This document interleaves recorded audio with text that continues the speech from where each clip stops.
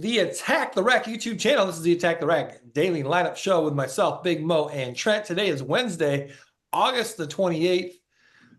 Guys, every family party or social event needs something special. Bubba's Bounce House Rentals LLC can do that for you. They provide inflatable bounce houses and water slides on top of great service in the West Michigan Lakeshore area. Call Bounce House Master Sam at 616-485-0257 today and mention Attack the Racks to get $25 off your next rental. Also find Bubba's Bounce House Rentals LLC on Facebook.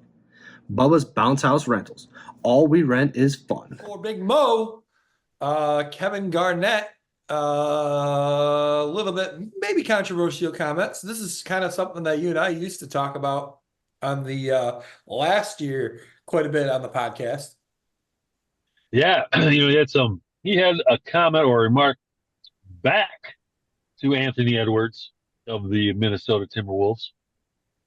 If you don't know, I think Anthony Edwards said something about there was no skill from the players back in the day. And this was Kevin Garnett's take on his comments. I think, if I'm being honest, bro, I don't think anybody in this generation could have played like 20 years ago. If I'm being 100, and this is to Ant, this is to Ant, and this is to everybody in our league. So, yeah, a good debate, good conversation to have. That I think it's one that's tough to have because you're talking about different generations and different rules and different times. But I do think some of the players today could definitely play 20 years ago, but I don't think the older generation maybe gets enough credit. Trent, you're I guess when you say 20 years ago, that would be 2004. So that's that 2004 is when the Pistons won the championship with Ben Wallace, Rasheed, Tayshaun, Chauncey, Rip Hamilton. Trent, you were kind of obviously a bit younger than Big Mo and myself. So we maybe have a little bit different take on this than you. I mean, I think a lot of times people our age, we're kind of like, get off my lawn, the 80s and the 90s. That was the best. Those were the best players. And you're kind of in between kind of that 80s and 90s and now. When you hear Kevin Garnett make a comment like that, what do you think? I just think it's two completely different styles of basketball.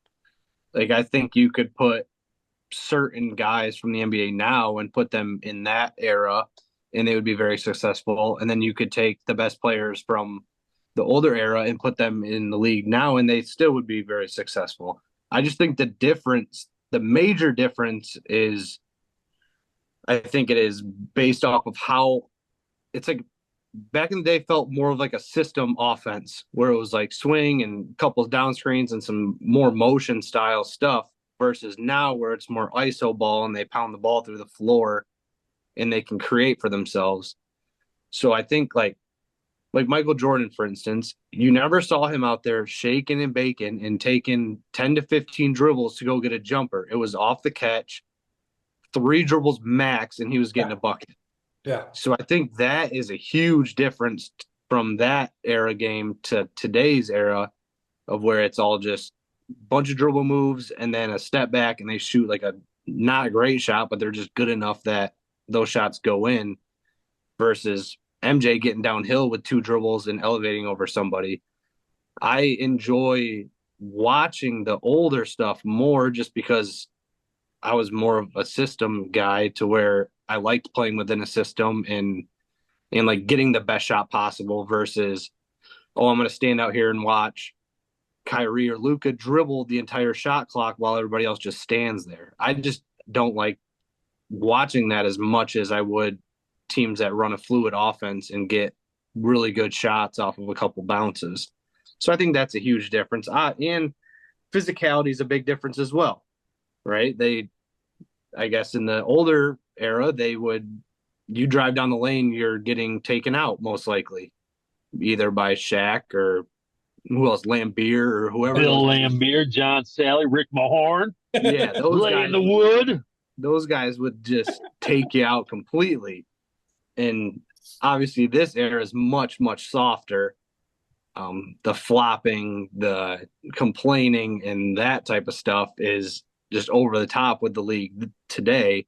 But skill wise, I think you would hope that players today are more skilled just based off of the access they have to being that good and kind of being catered to since high school. Like like Anthony Edwards coming out of high school was #1 player in the country, Yeah. and he's still a great player in the NBA. I think he would do really well in like the 90s and playing in that era as well, just because of his physicality and how strong he is. But it's hard to compare the two just because they're so different. The 3-point shot is taken over versus like post touches and like creating off a post touch versus now it's like the only time a true post gets a touch is off a rebound. Yeah. They don't get a ton of true post ups with some off action going on, but I don't know. It's hard. It's so hard to compare the two. KG obviously is a crazy person. He's a wild guy from his eras and with the Celtics. But I think there's room for both of them to have that conversation. But there's no like I don't think there's a true real answer to say who's right or who's wrong. Yeah. I wonder when Anthony Edwards says they're more skilled today. I wonder. I'd like a little bit more context, and I wonder why he says that. I mean, is it because there's a lot more 3-pointers made now? So is he trying to say that everyone's a more skilled shooter? I don't.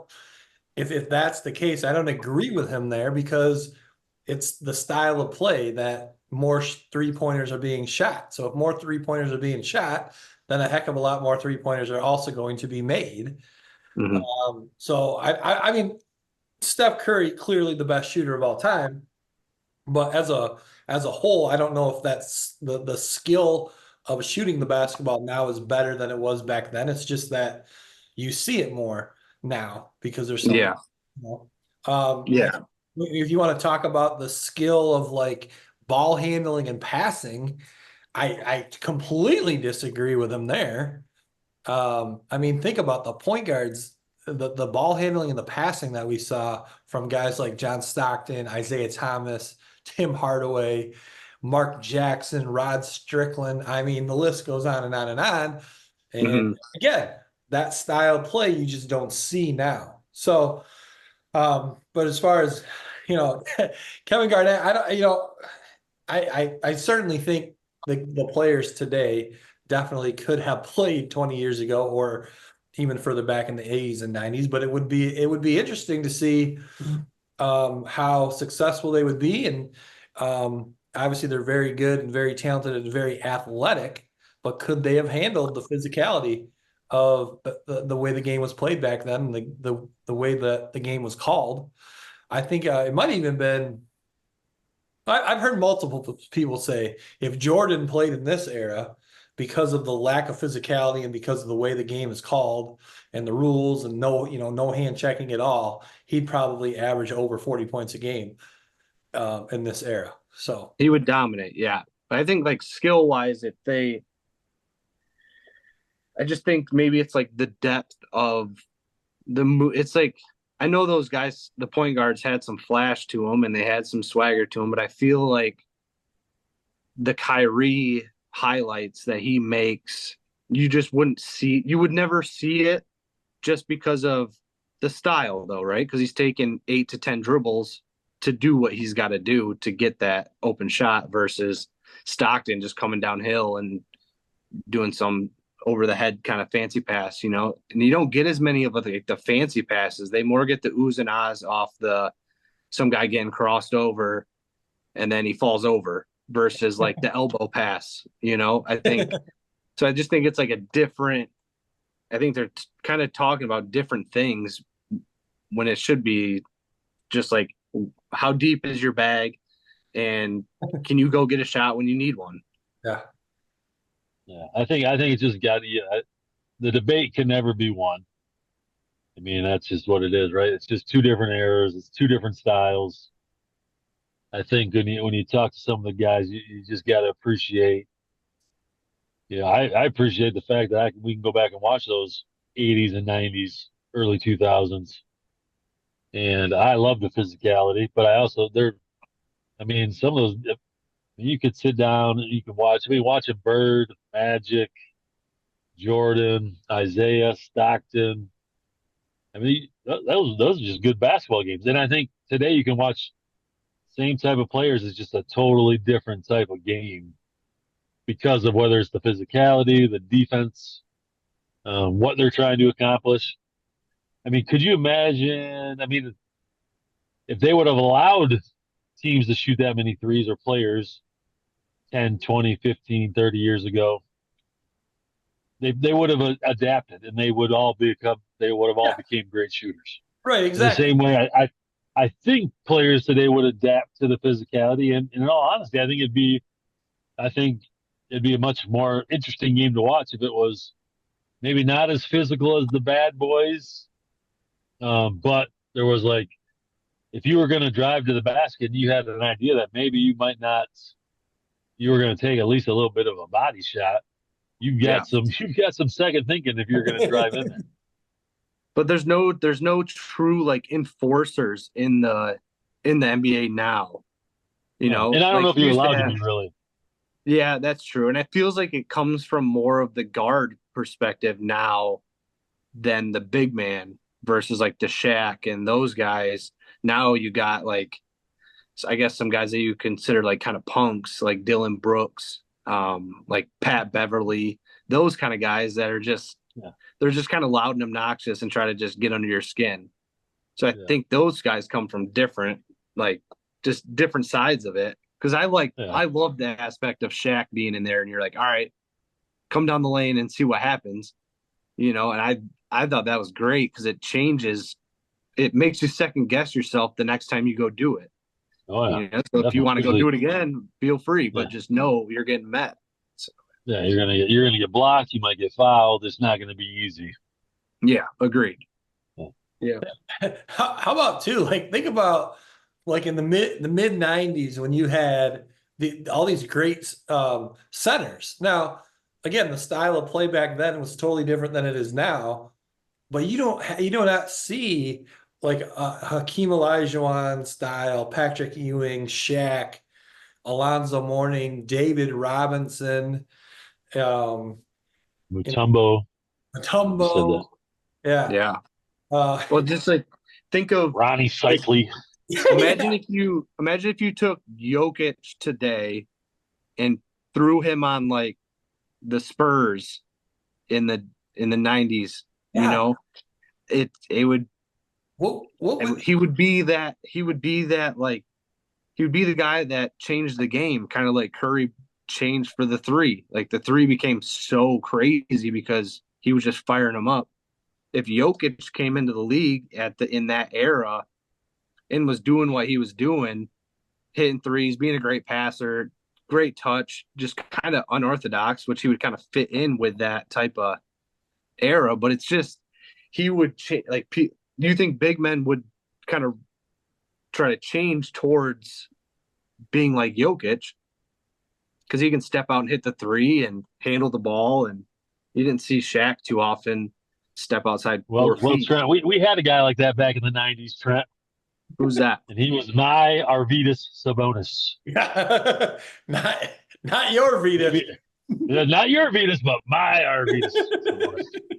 It's like Vladi Divac. Yeah, yeah. Wow. Yeah, Maybe I wonder if that started to change a little bit with Dirk Nowitzki. Is that like maybe the what who do kind you think who do you think the big man was that kind of switched it up for the big man?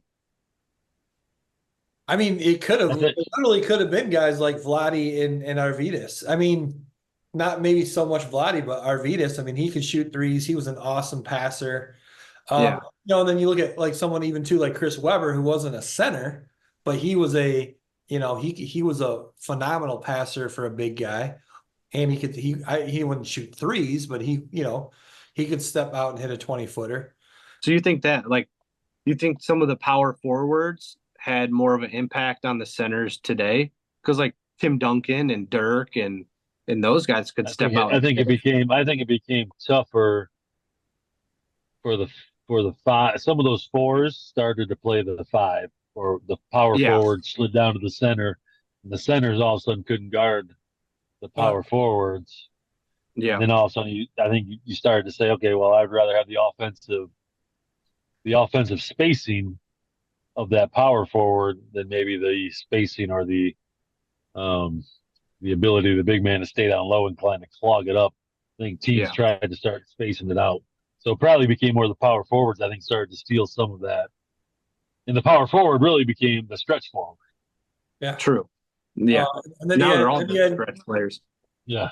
then you had then you had fours like Anthony Mason started to bring the ball up the floor when and that was kind of the introduction to the point forward. Correct. But Trent, you mentioned bringing Joker from now to back then. I wonder what would it look like to bring like Hakeem Olajuwon into today's era. What that would look like. Yeah. Could he shoot it at all though?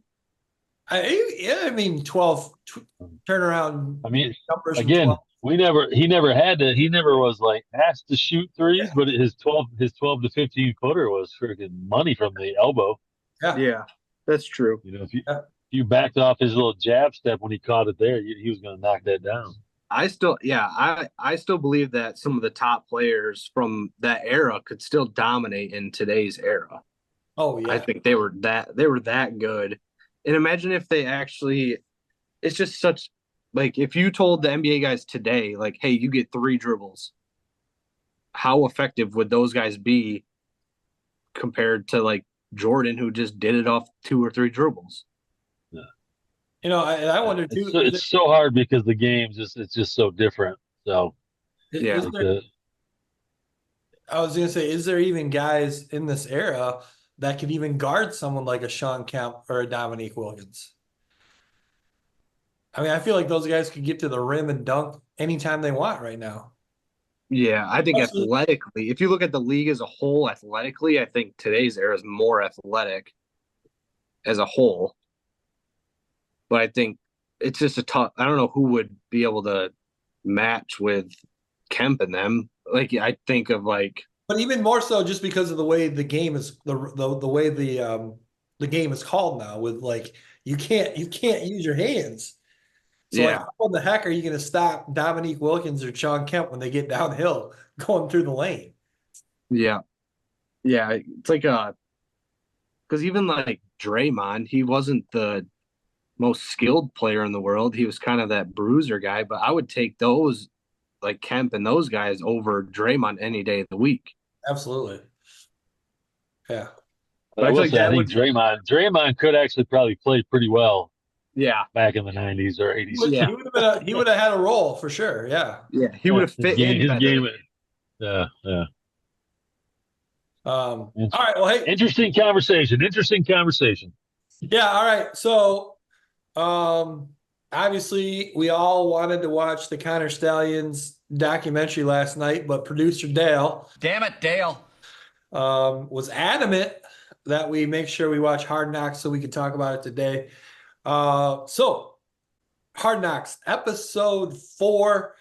I thought way less Caleb Williams than we've seen, which was I don't know if it's good or bad, but he didn't have a lot of airtime, I didn't think. One thing I thought though, when he was in that meeting, when they were talking about the rule, with spiking the ball, he just seemed so uninterested and like he wasn't even paying attention. And then I started thinking I kind of got that impression from him throughout the series so far that I just wonder how focused he is on all that stuff and how much studying he's going to do.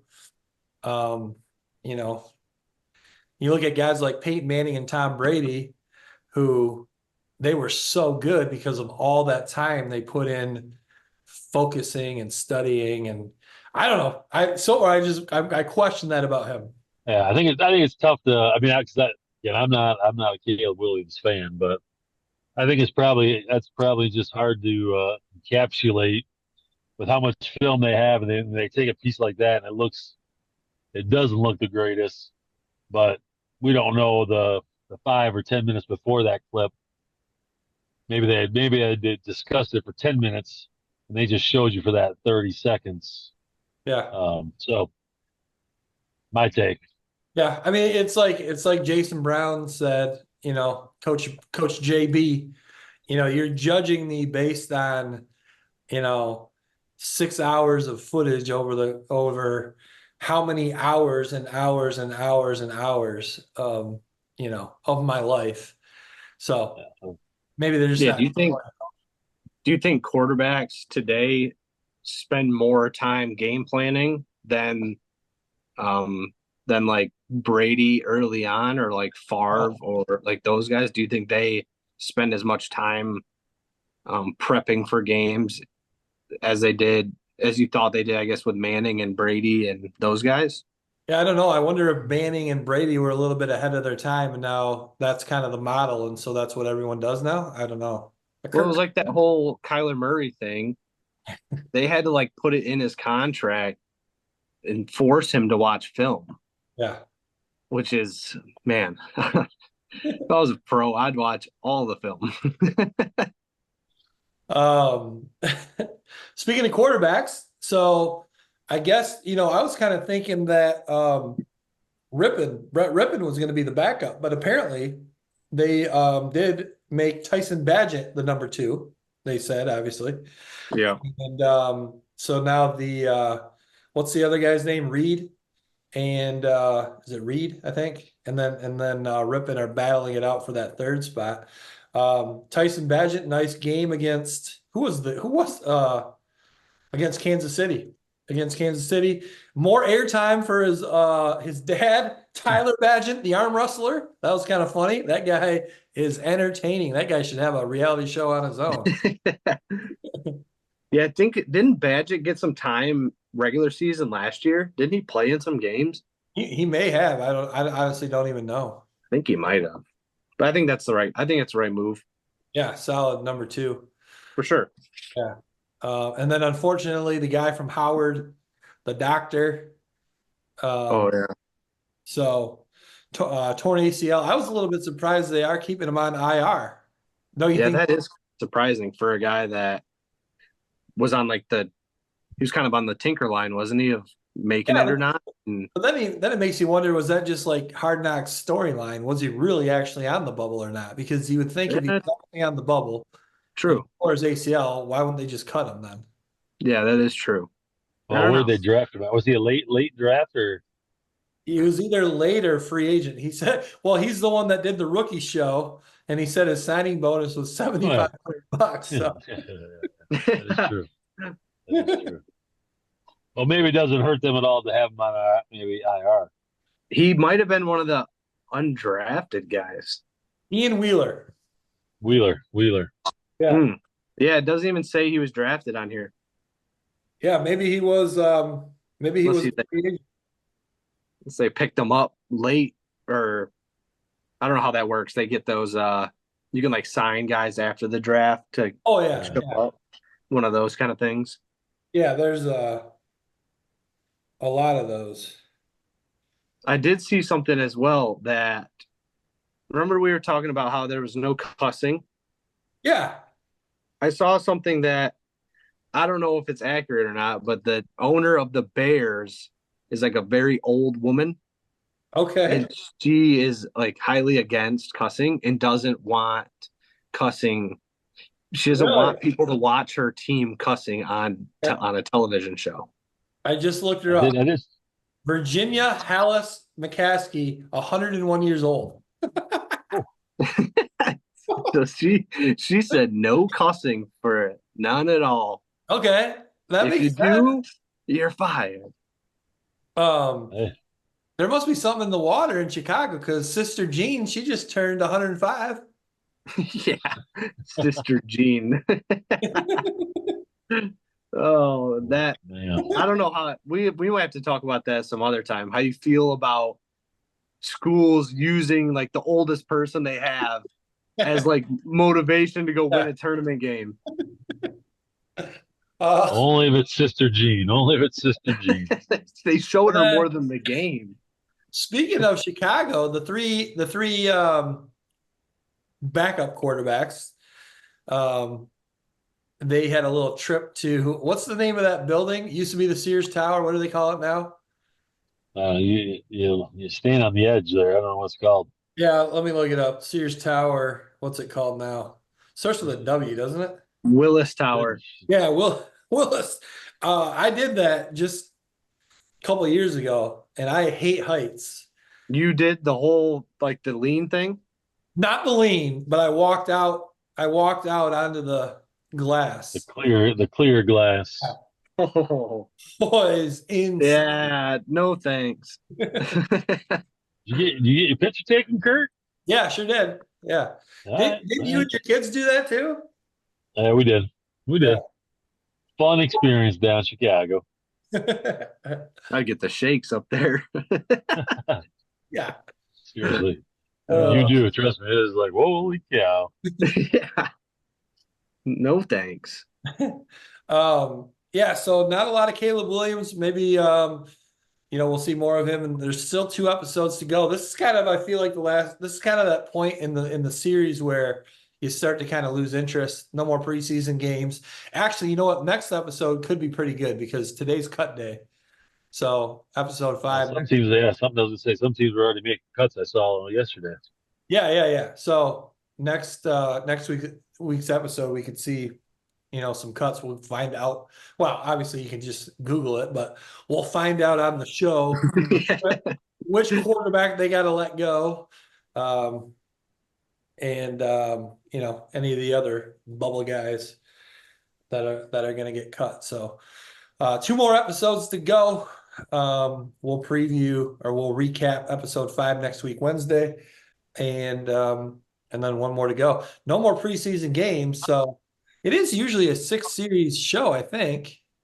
That's kind of weird because if they do it next week's show, and then the following Tuesday, they will have already played week 1. Maybe there's only 5 episodes. I'm not sure. Couldn't create enough content. Yeah. Interesting. Yeah, we'll see. You thought I'd fall asleep at WNBA games. I'm falling asleep during Hard Knocks. Yes. Exactly. All right. We won't talk about it today. Maybe if you guys watch it tonight, we got an Indiana Fever game tonight though, Big Mo. I gotta record it. So probably watch it on my way home when I'm driving. Hey. Did either of you guys watch the Connor Stallions doc? Nope. No. I squeezed it in. Yeah, sure you did. You squeezed it in. So as soon as you guys watch it, we'll talk about it on the show here too. So Netflix, right? Netflix, yeah. It was good. It was good. So all right. So today we're going AFC West, boys. We've got Chiefs, Raiders, Chargers, Denver Broncos. Denver Broncos going with quarterback Bo Nix, rookie quarterback. They announced that a couple weeks ago. Vegas, who's their quarterback? It's a great question. It's not Derek Carr anymore. No, he's with New Orleans. No, that's it. Yeah, it's slipping my mind. You look at Gardner Minshew. Yeah, Gardner Minshew. That's right. Yeah, baby. So Gardner Minshew is going to be quarterback for the Raiders, and Bo Nix could be good. Who knows? Rookie. Not a lot to work with there in Denver. So he's the starter in Denver. And then you've got Los Angeles Chargers, new head coach, Jim Harbaugh. And then you've got defending Super Bowl champions, the Kansas City Chiefs. I'm going to say the Kansas City Chiefs, first of all, they're not going to repeat as Super Bowl champions. They also are not going to win the division, guys. I'm going to go with the team that probably now has the best head coach, one of the best head coaches in the history of football, college or NFL. Really? And I'm going You to wouldn't go. have, you wouldn't have said that 3 years ago. No, probably not. You wouldn't have said that 5 seconds ago. Um, so I'm going to go based on the fact that they now got Jim Harbaugh running the show. I think Justin Herbert, with now having Harbaugh as his head coach, is going to be phenomenal. And I'm going to go Chargers are going to win that division. And then I'll go Chiefs are going to finish second. And I mean, Denver, awful. They're last. No matter they're awful. I'm going to say Raiders are going to finish third, and then the Broncos are going to finish last. Now, there's so much uncertainty with the Denver Broncos and a rookie quarterback, Bo Nix. Who knows? Maybe he comes out and he's a superstar right off the bat. Maybe he has a year like C.J. Stroud had last year, and they end up being a little bit better than the Raiders. But right now, I'm going Chargers in a landslide, and then the Chiefs, and then the Raiders, and then the Broncos. Oh, gosh. Since you put the Chargers first, I'm going to put the Chargers last.